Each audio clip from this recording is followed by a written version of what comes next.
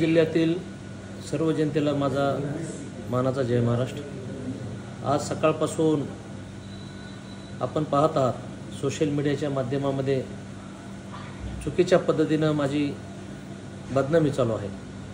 कारण विस्थापित कुटुंबातून मी पुढे आलेलो आहे। मला आतापर्यंत अनेक अडचणींचा सामना करावा लागलेला आहे। हे आपल्याला सर्वांना माहितीच आहे। मी एका विस्थापित कुटुंबातून पुढे आलेलो आहे। राजकारणामध्ये काम करत असताना दोषपूर्ण राजकारण कधीच केले नाही, परंतु आज सकाळपासून जे सुरू आहे ते मला राजकारणामध्ये बदनाम करण्याचा डाव आहे।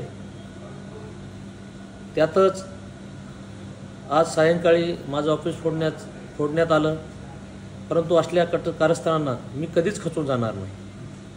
राजकारणामध्ये आणि समाजकारणामध्ये जे माझं काम आहे ते मी यापुढे देखील सुरू ठेवेल।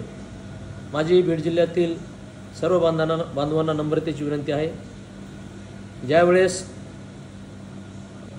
आपलं जाळपोळ झाली बीडमध्ये त्यावेळेस देखील माझं ऑफिस मराठा बांधवांनी फोडलेलं नसून राजकीय बांधवांनी युवक पाठवून ऑफिस जाळलं।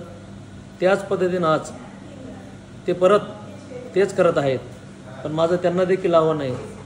असल्या यांना मी कधी घाबरणार नाही। तुम्ही जे करतायत त्याला मी योग्य वेळी नक्कीच उत्तर देईल। एवढंच या प्रसंगी मी जे कोणी कारस्थान करत आहेत त्यांना मी आव्हान करतोय, कारण की पंकजाताई मुंडे या बिलकुल यामध्ये कुठलाही कारस्थान करत नाहीत, पण त्यांच्या आड पडून काही राजकीय मंडळी यामध्ये याचा वापर करून हे सर्व प्रकार घडून आणत आहे।